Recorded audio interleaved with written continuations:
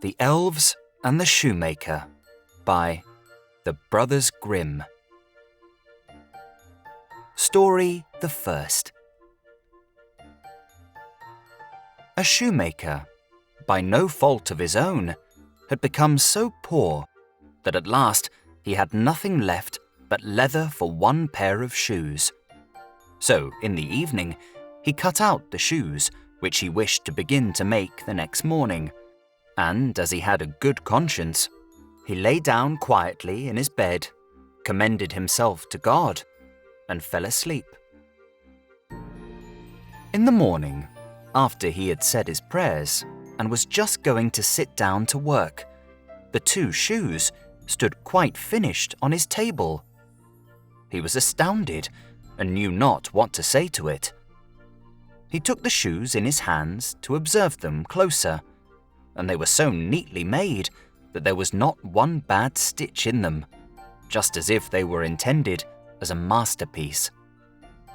Soon after, a buyer came in, and as the shoes pleased him so well, he paid more for them than was customary, and with the money, the shoemaker was able to purchase leather for 2 pairs of shoes.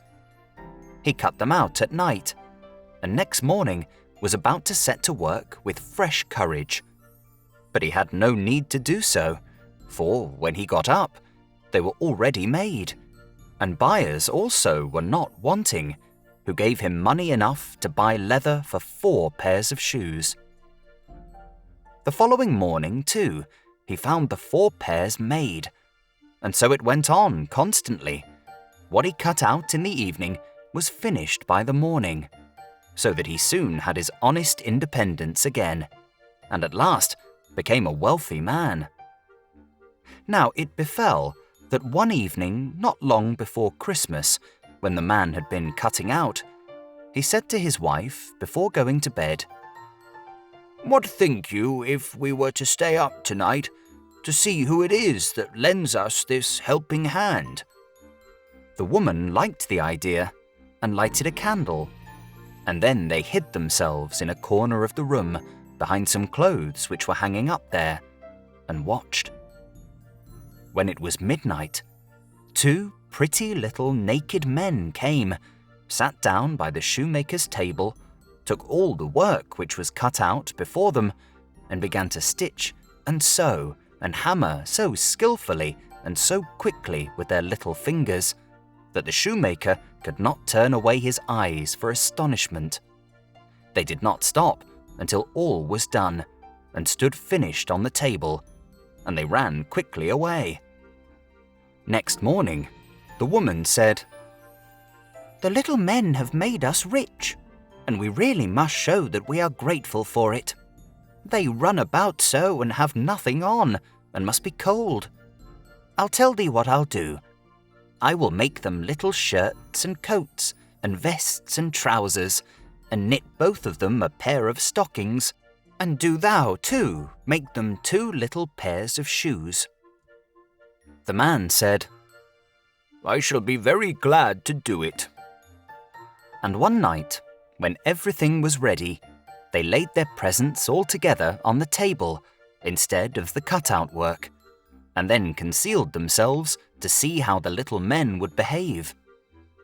At midnight, they came bounding in and wanted to get to work at once. But as they did not find any leather cut out, but only the pretty little articles of clothing, they were at first astonished, and then they showed intense delight. They dressed themselves with the greatest rapidity, putting the pretty clothes on and singing, "Now we are boys so fine to see, why should we longer cobblers be?" Then they danced and skipped and leapt over chairs and benches. At last, they danced out of doors. From that time forth, they came no more. But as long as the shoemaker lived, all went well with him, and all his undertakings prospered. Story the second. There was once a poor servant girl who was industrious and cleanly, and swept the house every day and emptied her sweepings on the great heap in front of the door. One morning, when she was just going back to her work, she found a letter on this heap, and as she could not read, she put her broom in the corner and took the letter to her master and mistress. And behold, it was an invitation from the Elves, who asked the girl to hold a child for them at its christening. The girl did not know what to do, but at length, after much persuasion, and as they told her that it was not right to refuse an invitation of this kind, she consented.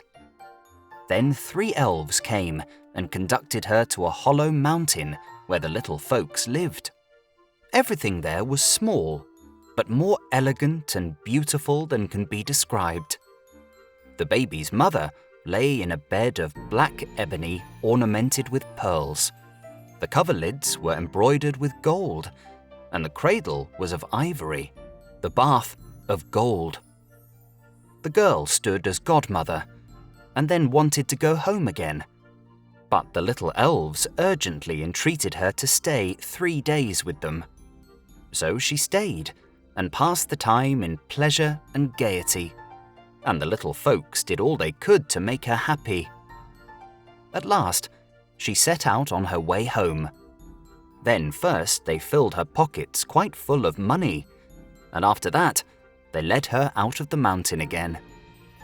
When she got home, she wanted to begin her work, and took the broom, which was still standing in the corner, in her hand and began to sweep. Then some strangers came out of the house, who asked her who she was and what business she had there. And she had not, as she thought, been 3 days with the little men in the mountains, but 7 years, and in the meantime, her former masters had died. Story the 3rd. A certain mother's child had been taken away out of its cradle by the elves, and a changeling with a large head and staring eyes, which would do nothing but eat and drink, laid in its place. In her trouble, she went to her neighbor and asked her advice. The neighbor said that she was to carry the changeling into the kitchen, set it down on the hearth, light a fire, and boil some water in 2 eggshells, which would make the changeling laugh. And if he laughed, all would be over with him. The woman did everything that her neighbor bade her. When she put the eggshells with water on the fire, the imp said, "I am as old now as the western forest, but never yet have I seen anyone boil anything in an eggshell." And he began to laugh at it. Whilst he was laughing, suddenly came a host of little elves, who brought the right child, set it down on the hearth, and took the changeling away with them.